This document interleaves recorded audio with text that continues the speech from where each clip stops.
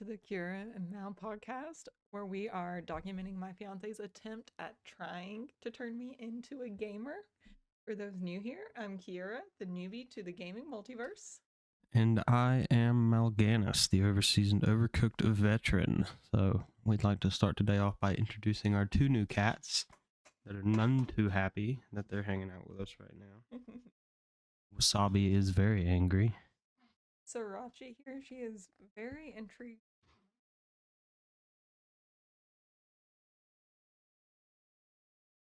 You're not happy, Wasabi? You're not happy that you didn't get your own plate of bacon this morning for breakfast? Is that what it is? I still can't believe she just lands perfectly to try to steal food. Oh, yeah. Yeah. She jumped mouth ready. Yeah, she doesn't miss. Okay. So we have our hands full. Yep. So aside from introducing the new kitties, we do want to apologize for missing so much content. Things got out of hand rapidly. Yeah. As you know, my grandfather passed away, and then we were immediately turning around for me to get ready for a work conference. All that good stuff. So also working on adopting 2 new kitties, as you can tell. So things just got out of hand very rapidly, and unfortunately we were not able to keep up with our podcast and our gaming content. I know Mal'Ganis did do some gaming during that time, but I have not gamed in quite a while. Well, that's a bit of a lie. You did do your F1 sim racing. Yes, I did do an F1 simulation at my work conference. That was pretty cool, not gonna lie. I didn't do great, but I didn't do terrible. Yeah. And then I did go... We finally went 6 of 6 in Season of Discovery in the new Numbergen raid. Pretty stoked for that. We actually went 6 of 6 again last night without our main tank because he was out. So that was pretty dope that our off tank was able to jump in and carry the raid. And then the War Thunder grind to top tier is slowly but surely destroying my soul. It's a lot of fun though. I do enjoy it. When it's fun, it's really fun, and when it's not fun, it's fucking miserable. Like, there is no in between. Okay, so I'm kind of looking through our notes, and I kind of want to hit with this because I have some questions. It says Tarkov will now allow you to buy cosmetics. Before we jump into the meat of today's episode, if you guys are enjoying the content, please hit that like and subscribe button and leave us a comment about your favorite games that you would like us to try. So, yes. So, by the sound of it, cosmetics, I'm thinking of beauty industry, that's just things that help you look better. It's not really going to help with performance-wise. Yes. Is that right? So, there has been an ongoing... Oh my god, I had a conversation with Apple and Vash about it last night, and they both have been playing a lot longer than me, and Vash has never cared about the uniforms you can buy from the armor trader, and they don't really affect gameplay. There's only a handful of them that affect when I say affect gameplay, I mean the very minute amount of effect on the gameplay, and that's an all green suit, uniform for woods where everything's green, or an all black or mostly black uniform for underground reserve or labs. It would be helpful there, but it's not game breaking. But yeah, they've added the biggest thing is I think it takes away a sense of accomplishment and achievement for some people, if that makes sense. I'm going to ask though, and me being devil's advocate here just a little bit, because that's my favorite thing to do. Could the argument be made that is a better simulation of reality in real world? It could, but at this point we're not. And this has also been an ongoing argument in Tarkov for an unimaginably long period of time is at what point do we draw the line of we will not continue pushing the fidelity of the simulation so as to not decrease the fun of the game. Does that make sense?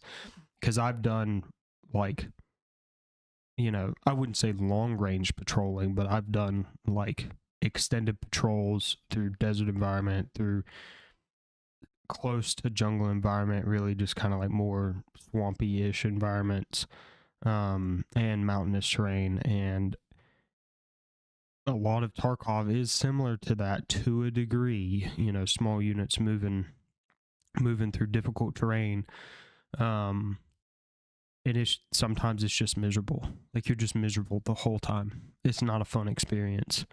It's a necessary experience if you're in that profession, but it's miserable. So it's like, I don't think that would make a fun game if they drilled all the way down into the minutia of the realism of like changing your socks, checking your feet, checking for ticks. They've already got food and water in there, but they kind of like have gamified it a little bit to where it's not so hard to manage. Packing your ruck correctly, packing your rack correctly, like all these different things. So that's kind of, it's like not that big of a deal. Yeah. But yeah, that's kind of where and that's more like in raid, in the gameplay side. But as far as outside raid, so you can buy the cosmetics. There's 3 uniforms for USEC, 3 uniforms for bears, and then you can also buy stash space, which I think we talked about.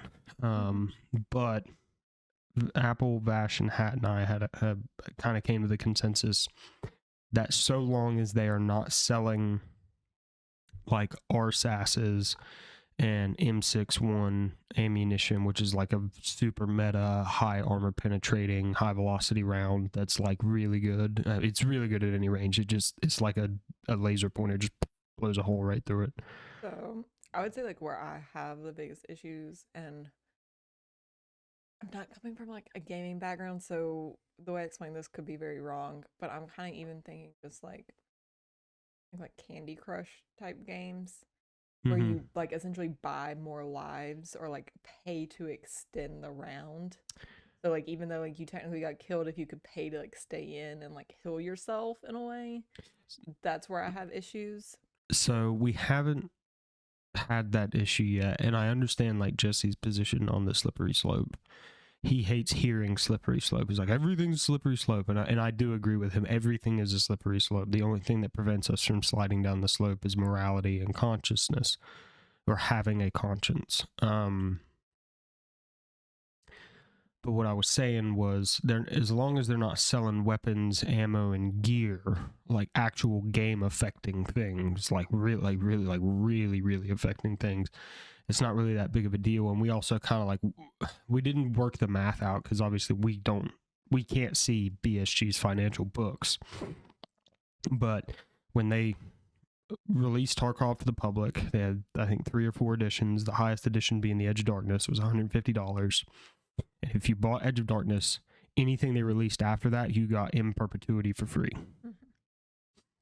Well, you can't get Edge of Darkness anymore. Okay.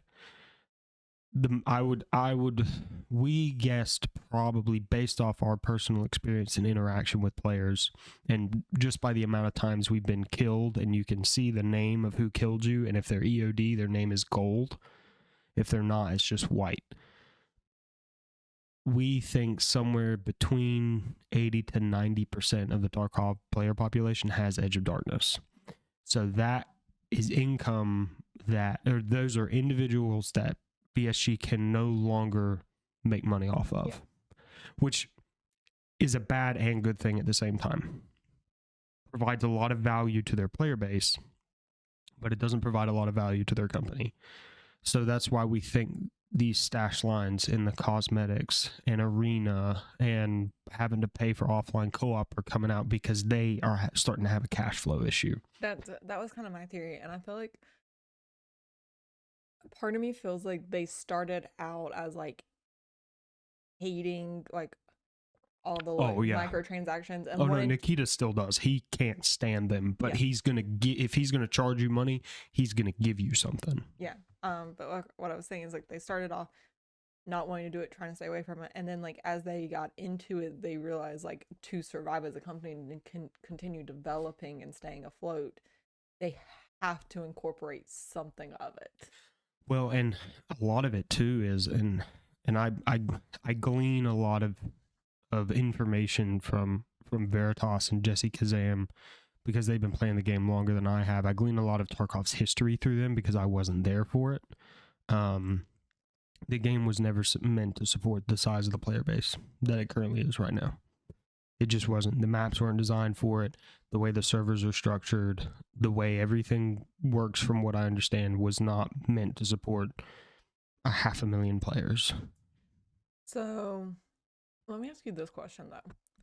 Tarkov, by the nature of the content, is geared towards an older population, older generation. I would say Like so. they're not targeting like 5-year-olds. Yeah. Okay. No. This I'm talking like minimum 13, 15 and up. Yeah. So kind of where I'm getting with this question is, do you feel like it is less predatory for companies that are targeting like the older gaming generations versus companies that are making games targeted towards 5-year-olds and like 7-year-olds doing microtransactions? So, hmm,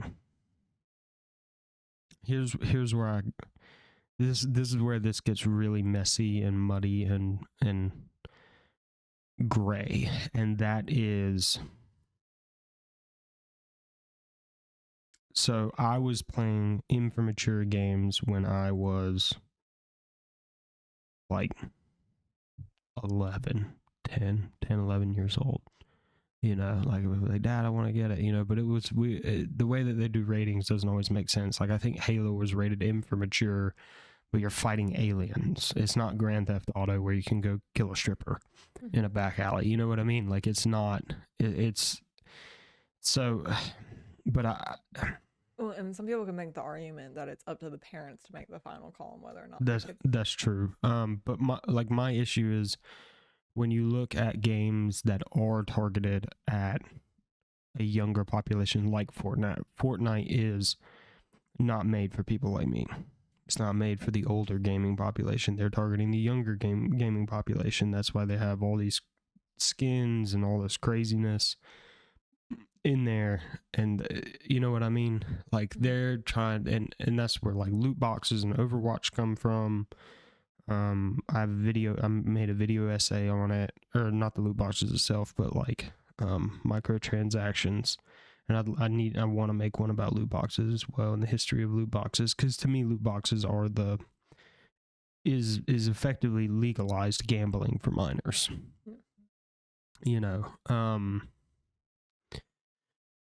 but yeah, there's a weird section of games that is between games like Tarkov that are targeted at older audiences and games like Fortnite that are targeted at younger audiences, and games like that are games like Call of Duty, supposed to be for the older generation, but the majority of the player base is 10 years old. You know what I mean? More than likely between 10 to 18. Because part of my argument is, at least as adults, in theory, you should have a better understanding of finances and where your money's going, and a better ability to make decisions on what to spend your money on. Looking at the U.S. population, maybe could beg to differ. I don't know about the rest of the world's financial literacy. They don't teach any of that in school in America. They don't teach you how to manage finances at all. Not even in college. Like I was in a macroeconomics class and I didn't really learn anything about finances.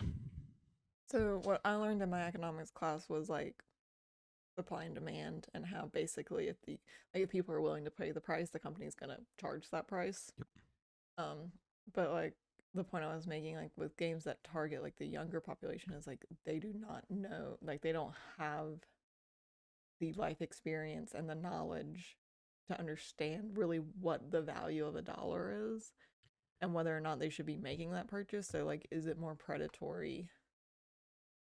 So have microtransactions and I think it's a double-edged blade, and that is the edge of one of the blades, the edge of the other side of the blade being, and this is a personal journey that I really took, and because I had to adjust what I valued in life and what was important to me,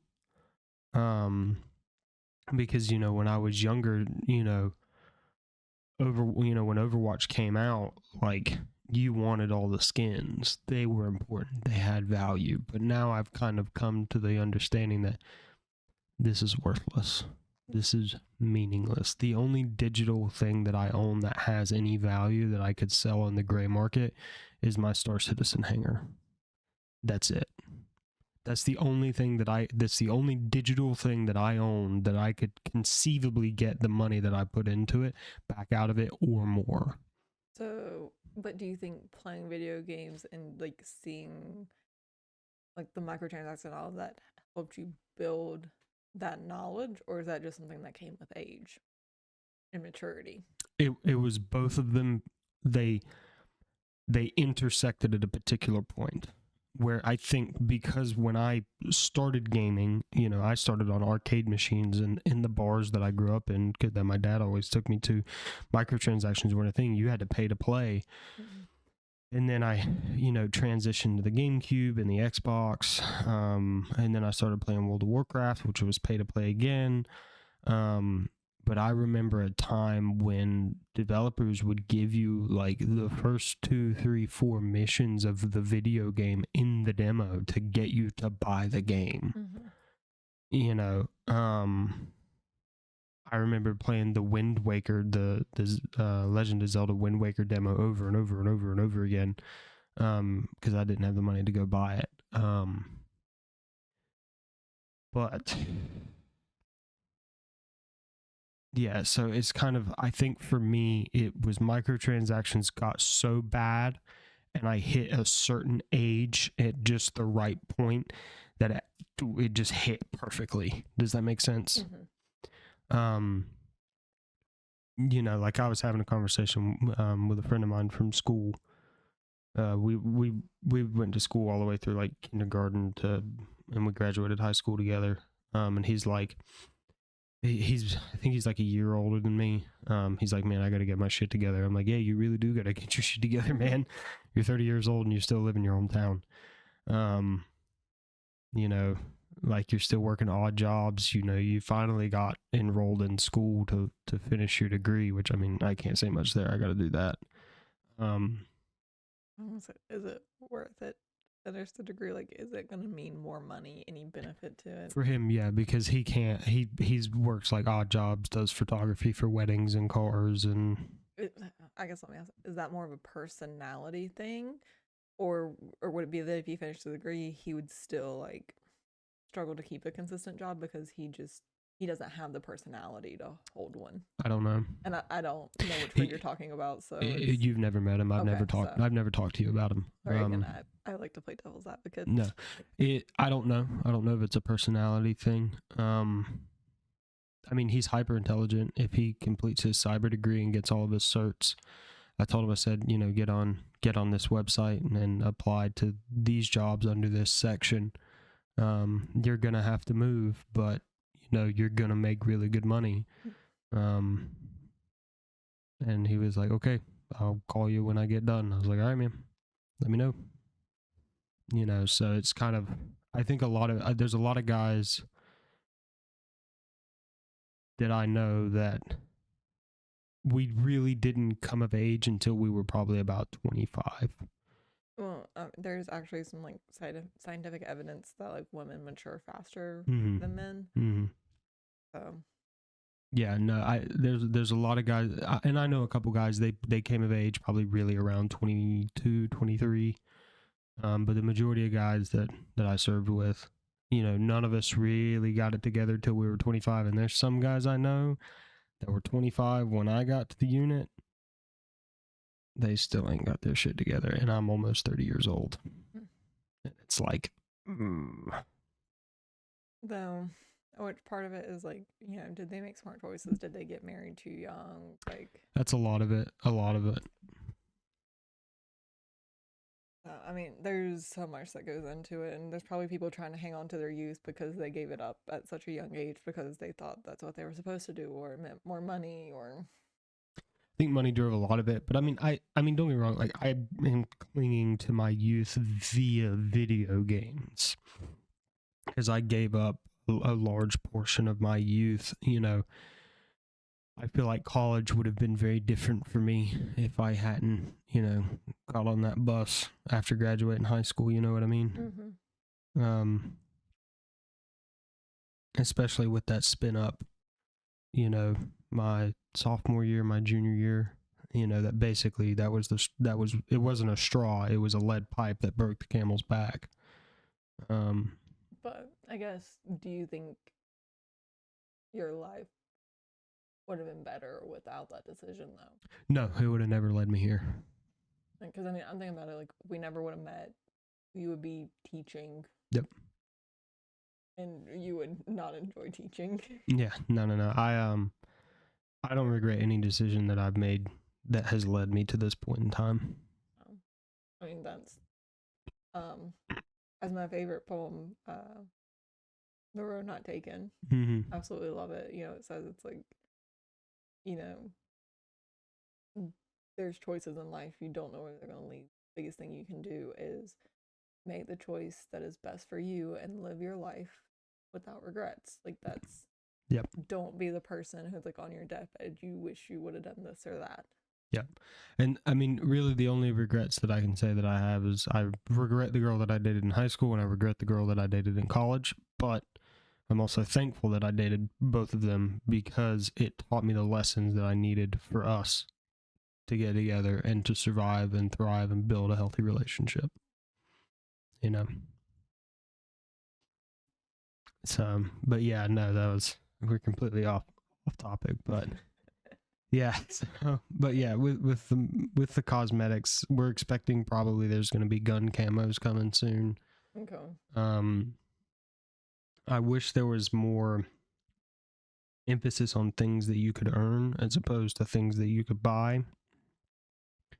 And there's a really good saying in Tarkov that the Tarkov players that unlock the gamma case don't need the gamma case to be good at Tarkov.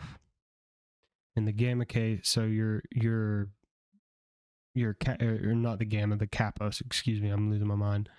The kappa container. So your secure container is a container that you can put items in that if you die, it comes out with you. Whatever's in it, you don't lose. Does that make sense?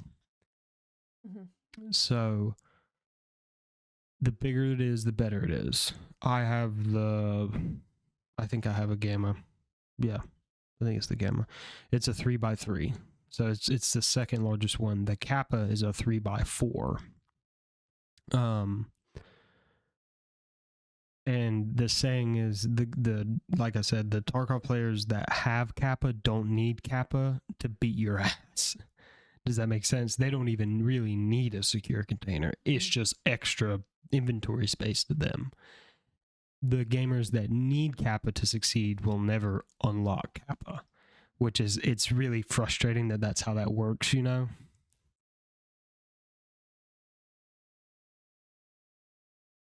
can see that. And I've never unlocked kappa. I had one wipe where I thought I was going to get close, and I was just like, I am not doing this. Sorry, that just kind of reminded me. You know what that reminds me of? Like bonus questions on a test in school. It was like the kids that could get the bonus question right were the kids that didn't need the bonus question. And you know what drove me crazy about bonus questions? Was if you got 100 and the teacher wouldn't give you bonus points even if you got the bonus questions right. Yeah. That used to make me want to gouge my eyes out. So, which I had an issue because when I taught, it would not let me give a student over a 100 on like a test or a quiz. Like the software would not let me. And I know it's the same software they use when we were in school, so that might have been it. So I know what I had to do was I'd have to keep track of the points. extra that they got. Like I had an extra sheet of paper, and like I have to tell kids like, hey, this is the issue. Like I will put in the bonus points at the end of the semester or the end of the quarter. You Whatever. would give them like extra assignments and then assign the points to it. So like what I would do is, so let's say like um let's say a kid got 110 on a test, and then the next test they got a 95. The next test they got like a 94. Mm-hmm. I would like split it up to where they would like those two tests would become like a 100 and a 95 Oh, okay. or a 99, whatever number I said. But it would like basically the 10 extra points would get added to those other tests, but like I would have to do it at the end. Otherwise, I would forget where I put the points or whether or not I added them in. Oh, So I okay. couldn't just do it as the semester went on. Mm-hmm. So I would do it at the very end. Okay. But it was more work for me to do it that way. Oh, But it okay. was something that I felt it was only fair to those students. Like I said, it was always the students that didn't need the points that got them. Right. So, um, yeah, but it's also, you could make the argument, you know, should extra credit be just this easy thing of do this extra assignment? And I always enjoyed extra credit being tied to the test, so you only had access to earn the extra credit points during the test.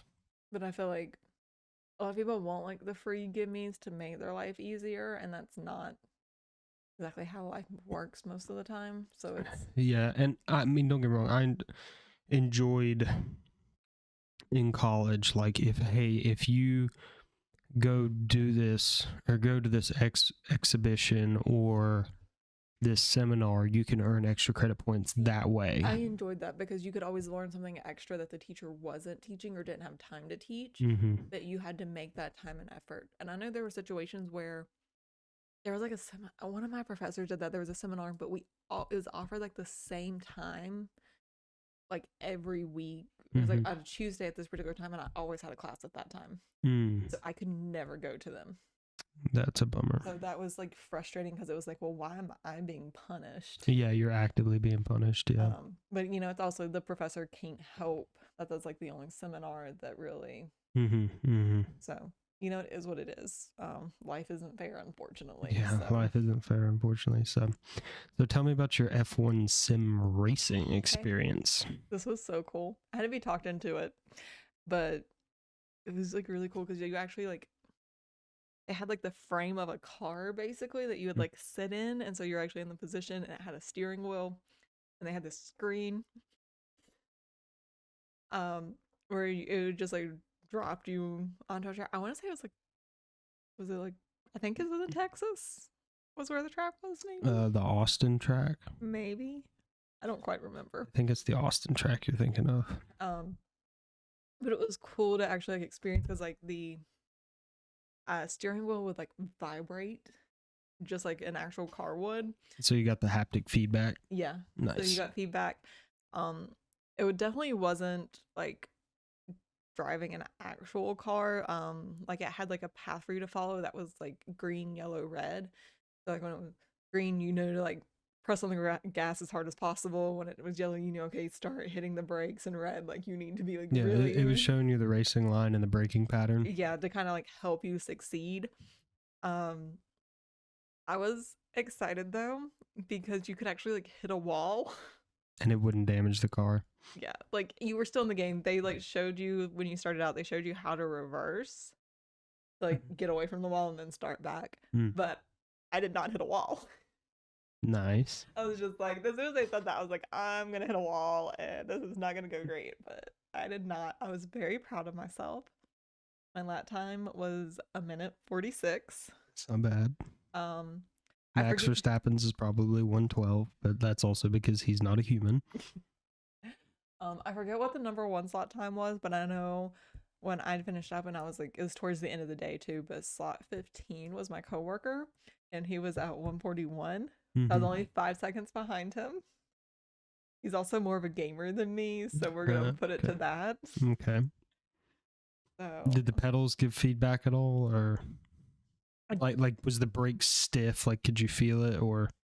I mean, you could definitely feel it. It wasn't just like Yeah, it didn't just Okay. go. Like you had to kind of put effort into like pressing some of them. Mm-hmm. Um, and there was a few times I definitely like did not have the gas pedal pushed down all the way like I could have, and it took a little bit for me to figure out where that Kind of like was. where the placement was, yeah. Because part of it, and I think maybe it's just a me thing. Like when I drive my car, Mm-hmm. like I kind of know the angles to be at for my foot, and it's kind of like a force of habit to just put my foot at that angle. Mm-hmm. So I felt like I kind of fell into that habit a little bit while driving Yeah. the simulation. But Yeah, no, I definitely yeah, but it was I kind get of that. it was cool to see where some of the technology was at, especially since this wasn't like a gaming. Yeah, it wasn't a gaming conference. No, it was like data and analytics. I think it was like Oracle that That's funny. that was like had the simulation. Oh, you just reminded me of a funny story from Pirate Software when they were doing a gaming convention where they were showing off their new game Heartbound. Go check it out. It looks awesome. I'm super excited to I kind of want to play it. But they said they had 2 stations set up at their booth to try out the demo for the game, and they'd have kids come up, and they had one with a keyboard and mouse and one with a controller. None of the kids went to the keyboard and mouse. They all went to the controller. And then they were like, and then Thor kind of saw it, and then he was like, okay, well, we need to get rid of the keyboard and mouse. We need to do 2 controllers. And then, so next day, it was a 3-day con. They have a controller at each station. He said 50% of the kids that came up moved the controller to the side. They didn't know what it was and reached out and tried to touch the monitor. They had never played a non-touchscreen game. I never thought about that. When the first time I saw him tell that story, I was horrified. When I tell you, I was horrified. They had only played games on iPads and iPhones. It makes sense, and I hate to say this. So the laptop I use for work is very similar to my personal laptop, Mm-hmm. and the laptop that I One have, that I stole from you. you know, and the one that I used as a teacher. Mm-hmm. Like same company, same every like same like ThinkPad, Lenovo, but my one for work is not touchscreen. So the amount of times I'm gonna touch it because I'm so used because my personal one and the one Yeah, I for get that. teaching were touchscreen. So I kept trying to touch it like the first 2 weeks of work, and like it would just like I would like poke it and it like wouldn't do anything. I'm so used to having 2008 Dell hardware because I've been in for too long. But yeah, no, it's sad like when you get used to a touchscreen, how difficult it is to move away from it. I think a lot of it for me, touchscreens are really useful. God, this pollen's killing my eyes. Touchscreens are lovely on small format display things like phone screens and really tablets. But I mean, if you take my monitor, it's a 34-inch monitor. Your monitor in your office is a 34-inch monitor. That's too much touchscreen. You know what I mean? Yeah, and I think that's part of it. It's like not a lot, but there's certain things in data and analytics where it's nice to like touch it and kind of move it.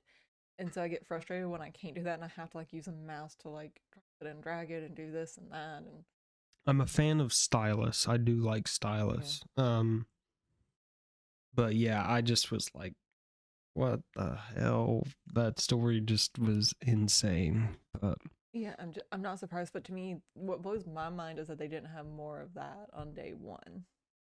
I don't think they noticed it because I think they hyper focused on they don't even know what a mouse and keyboard is what they were hyper focused on. And then the next day they had controllers at both stations and they kept seeing kids pick the controller up and set it to the side and reach out and try and touch the screen. And then that's when they started putting everything together. They were like, oh my God. And that to me, it's like mouse and keyboard will always be king. That will always be the king input method in my mind, for the next 100 years. There's pros and cons to all of it. Oh, absolutely. I mean, here's my frustration with mouse and keyboard in racing games. You are either giving it 100% throttle or no throttle. 100% brake or no brake. There is no, you know what I mean? There is no subtlety to the use of those because of the way the input works. You know, because I will say something that I liked about like the racing simulation is was at least like, oh, I'm sitting in a car. I know how to drive a car. Mm-hmm.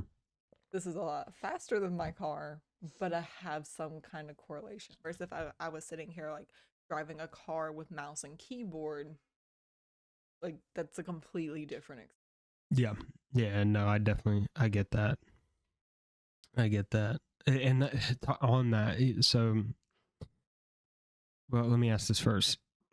Are you going to start getting into Formula One now?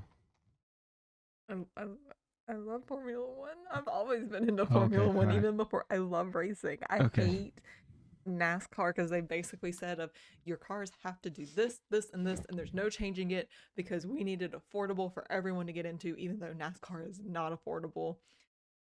And like Formula One is all about pushing the boundaries of technology and aerodynamics, and it is amazing. Okay. Well, are you going to get into like watching the races and stuff? I would like to if I have time to. That's always been like awesome. the biggest problem. I want to so now we can gossip about Formula One. Yes. Isn't it like Spain where they have like the racetrack that was like in the road and like people can like will rent out like apartments to like watch the Formula One race? So there's Monaco, which is the big one. That's not it's near Spain, but okay, I was close. Yeah, but Monaco is the one, like, the track is in the middle of the city. Because, like, I think that would be so cool to go and, like, rent out an apartment and just sit on the balcony and, like, watch. You got an extra 100,000 euros I don't know about? I can dream. I want them to open more tracks and more Grand Prix tracks in the U.S. I think there's one in Austin. There's supposed to be one in Vegas. I wish they would do one in, like, Atlanta or Charlotte. That would be awesome. I feel like Charlotte's just too big with NASCAR to do it though. Yeah, NASCAR won't let them set foot on their ground. But the thing is, to me, NASCAR's dying. Dirt track racing is taking over NASCAR. Oh, yeah. I was talking to Will about that, and Will was like, he's like, I won't watch NASCAR anymore. He's like, but I will watch the shit out of some dirt track. You know, and there's a lot of guys that like NASCAR died when Dale died. Yeah. They were like, that was the end of NASCAR for me, was when Dale died. Well, I'm part of it, and I get it, but at the same time, it's like, why? So, like, when NASCAR started implementing a lot of their safety features and a lot of, like, the cameras mounting on the car, what started happening is one company started focusing less on developing of the cars and more on just, like, sticking the car in the wind tunnel with the camera mount and seeing how it performed. And then they would go and do the same thing with it in a different location. And they spent forever trying to figure out the best aerodynamic placement to give them just the slightest edge. But that is crazy expensive. So it started putting like other teams out.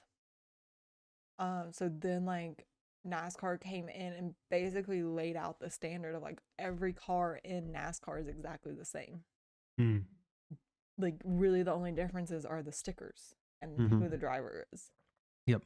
And it ain't like that in Formula One, I can tell you that right now. And that's why like Formula One dominates is they are pushing boundaries, whereas NASCAR, like their hands are tied. Yep. And NASCAR is all about who is the best driver, no ifs, ands, or buts. And well, it makes it. And that's the thing, a difference in American mentality and European mentality is if you look at what was Ford versus Ferrari when Carroll Shelby walks into Ford number 2's office and tells him, he's like, you can't win a race by committee. Everything in America is done by committee, and it just degrades everything. You know, and that's how NASCAR's run. NASCAR's run by a committee. So that's kind of frustrating. It's really sad because like it has such a rich history, especially in the South. Well, it started from Moonshine Runner. Like it's so cool to look into the history of it and how it got started, but they've just ruined it. Yep. Well, corporatism. Yeah. Yay. So, but yeah, Formula One's been pretty hot right now, with Max Verstappen winning everything, the Red Bull drama of Horner doing things he shouldn't be doing, and then Lewis Hamilton moving over to Ferrari. So yeah, that's It's going to be pretty interesting. It's going to be an interesting season this year. I mean, when I say interesting, it's going to be interesting to see what happens between second place and the rest of the grid, because I know Max is going to be at the front of the grid the entire season. His main career is being an iRacing streamer, and he just has a side hobby of collecting Grand Prix victories. I will say I love watching like the Formula One on Netflix where they like Drive to Survive. Yeah, I love Drive to Survive. So I would love to see their take. Like I want to see it like after this racing season's over with on how they follow through and yeah. I love just like seeing what goes on behind the scenes and getting more details like outside the race, because you know that kind of like there's a whole bigger picture to this. Yeah. Yeah, and what's crazy about F1 is like the engineer and the team principal is just as important as the driver. Oh yeah.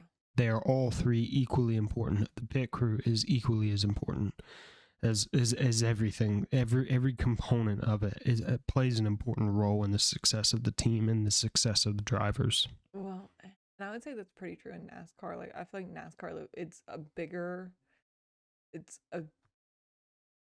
determinant of who wins is who's in the pit crew. Yep. Have you like seen like the NASCAR like pit crew university? Mm-hmm. Like that is insane to watch them go through. And I mean, same thing with Formula One. Yep. But it's just, cars just become too standard. Mm-hmm. You know, all our pit crews go to the same university, get the same training. Mm-hmm. There's nothing to differentiate it. Yep. It's just, to me, it's like a lot of American entertainment when it comes to sports, whether that's motorsport or the NFL, the NBA. It's, look at our sponsors. You're not here to watch the game. We don't want you to watch the game. We want you to watch our sponsors. Yeah. And that's how it feels. Yeah, no, I definitely agree with that. And some people love the fact that like college athletes, they can now get sponsorships. And I don't know how I feel about that. I have very mixed opinions. Like they're being used by their university to make money. And so I'm kind of get the argument of like they should be getting compensated somehow. Oh yeah, almost every university in the United States of America is a football or a basketball program that has a side gig in education. Yeah. But it's also just like, I don't know, it's just yeah, no, it's frustrating. But and part of the way I see it too is, you know, like these kids that are applying, like they're, especially if they're the ones like making the university's money, they're getting a free education. Mm-hmm. They're getting a free meal plan. And I don't know how it was at Western, but at State, like the dining hall, like they were getting like steak and all this other stuff to eat in the athletic dining hall. Like it was a completely different. We didn't have an athletic dining hall. We had they got unlimited access, and they got extra hours because of their training schedule. So for us, there was a completely different dining hall that like we were not allowed to eat at. And like they would get to go plates, and you would see kids like walking around with, like a steak dinner in their to go plate. And so it was I don't even want to think about it, because that just is so frustrating. You know what I mean? Yeah. Like I get they require a different diet than the rest of us, but it's like, you know, think about people that are athletes in other ways, like maybe they're like rock climbing or something like that, and they're being an athlete through that, like they require the same. I mean, Western had a rock climbing team when I was there, like, but they didn't get special treatment. Yeah, well, they weren't the football program that regularly went and like, oh, and whatever. You know what I mean? Yeah. Western's team sucked. Western's claim to fame was the marching band. They were nationally recognized. You know, they were a feeder for DCI. So it's like, yeah,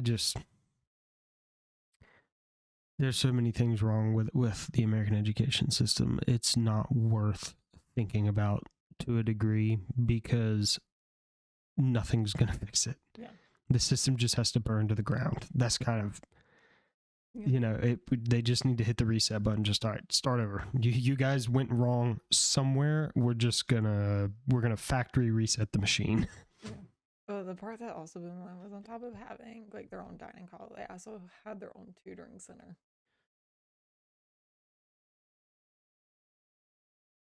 And don't get me wrong, I get. You know why they had their own tutoring center? Because, and this is not a knock on every athlete. I know there's some incredibly hyper intelligent athletes out there that are much smarter than I am, but I guarantee you the majority of those guys didn't deserve to be in that school, to be at state based off their grades. And they needed that special tutoring to prop them up so they could meet NCAA standard. Yeah. So there was actually someone he was older than my brother. He graduated from the high school I went to. Amazing athlete, amazing basketball player, football player. I watched him play several times. Clemson University wanted to recruit him for football. Pretentious, or not pretentious. Elite, an elite school. Especially with that program, they could not, like, this kid's grades were. Honestly, I think some people question how he graduated high school. Because he just like kept, apparently like he got like just passed through. Yep. Because he's good at football. It happens all the time. But his grades were so bad that Clemson could not find a way to get him in. And they said, I want to say, like, they told him, like, if you go to community college and get a 2.0, 1 year at a community college, get a 2.0, we can get you in. Couldn't do it, could he? Couldn't do it. Yep. Dropped out. But it's like, I want to say, like, no joke, if he would have had like a 2.0 for his high school GPA, he would have been going to Clemson to play football with a 2.0 GPA. How many people are fighting to get into Clemson with 4.0s, 4.2s, 4.3s right now? Tens of thousands of students are constantly fighting to get into Clemson. And that's where I get frustrated. And that's like, here's another example of stuff like that. Oh God, I don't want to get too in the weeds on this one because I don't want to like get myself in trouble. Well, there's a lot of individuals in my office that take performance enhancing drugs that is against policy to prop up their physical performance scores. And everyone turns a blind eye to it because they're like, oh, wow, look at this. He has an outstanding score, therefore he is a good leader. And you know what I mean? But they're getting old. Yeah. Their bodies can't keep it up, so they have to take something to do it, and that's how they stay on top. Yeah. But everybody looks down their nose at me when I take, Wegovy to help, stay ahead of any kind of like diabetic or weight gain issues because it runs in my family. You know what I mean? It was like, oh, you shouldn't be taking that. And I'm like, yeah, but you got that guy over there taking Trenbolone and Anavar, and everybody looks the other way. I know. It's all these double standards, and unfortunately, it's a part of life. Unfortunately. But on to a... We've been all over the place today. We have been all over... Yeah, I don't even know why I wrote a script. We barely stuck to it. I mean, we've kind of stayed at the top two sections, but... yeah, so... Oh, poor Mowgli. He's like, Mama doesn't love me anymore. Like, Mama was gone for a week and now I'm locked out of the room. Oh my God. We might need to let him in. You want me to go? Yeah, let him in. He's losing it. Oh my God.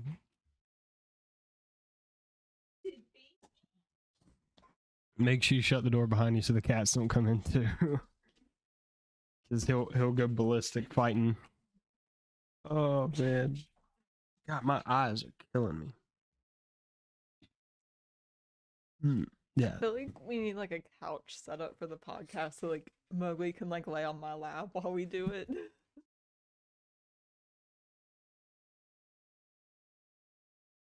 That's what I would very much like to have. But it requires another boom arm and some cable extenders. After we don't have like 3 flights that we're trying to pay for because you got stuck and I gotta get Southwestern to refund that, or at least give me a voucher. But and also I'm waiting for work to reimburse me yeah, for yeah, my plane ticket and hotel. Also, they still haven't charged my credit card for the hotel room. We'll just ignore that for now. I'm very confused by that one. So, all right. So back to being on topic. Yeah, so Season of Discovery, we actually, so between the last podcast and this podcast, we have completed the Nomergan raid twice now. We did it back-to-back resets.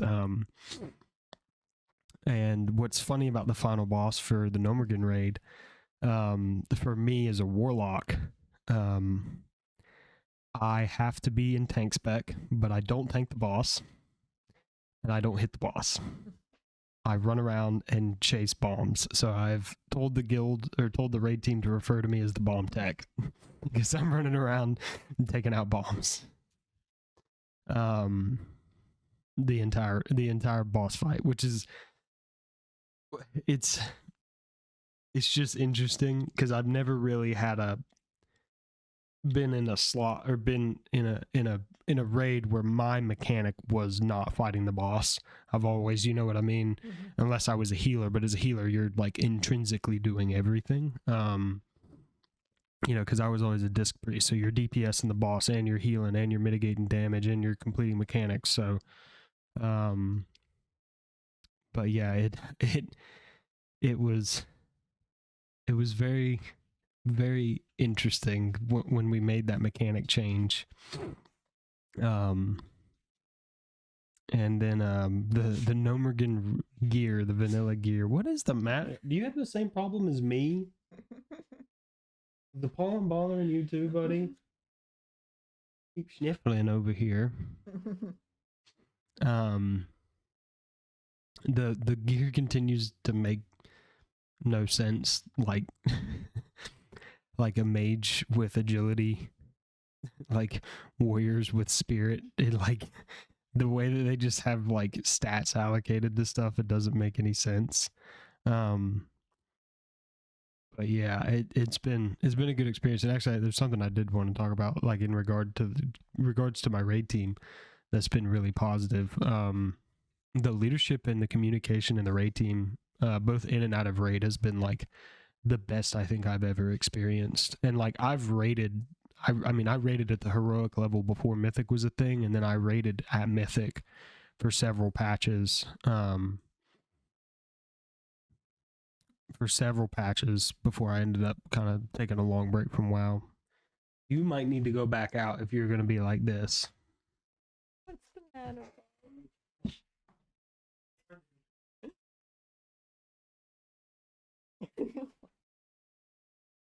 Oh.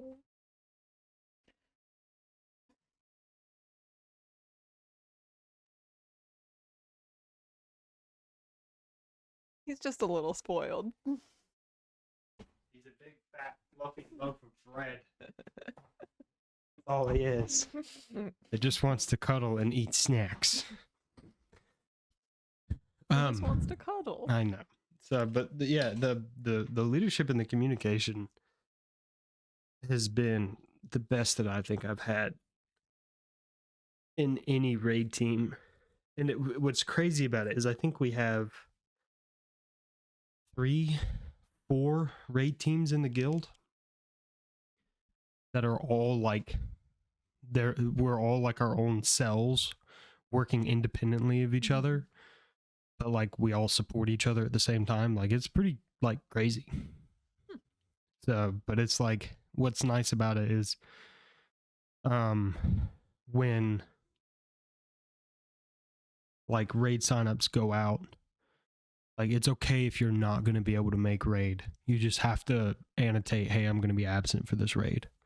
Like, and you're not actively punished for it. Because like a lot of teams that I used to raid for, it was like, if you had 2 absences, even if they were scheduled, like you got dropped from the team. Like that's just how it was. You know what I mean? And it was like, you know, it was like not fun. Okay. Well, I think we need to save the next 2 segments for the next podcast because we have things we got to get ready for. We're approaching the hour mark. Okay, I didn't know how long you wanted to go for. But I mean, I would like to go longer, but we have a baby shower to be at. Oh, yeah, that's right. I still need to like wrap up her thank you gift. Oh, yeah. So we got things we got to get to, so we can't do like a 2-hour podcast. Oh, no. I know. All right. Well, that'll make scripting for next podcast a little bit easier. So, okay. Well, thank you so much for coming and hanging out with us. We hope you enjoyed the content because we love making it for you. If you made it this far in the video, thank you so much. We love having you, and we hope you enjoyed it. Peace. You whip up my appetite. Don't leave me here.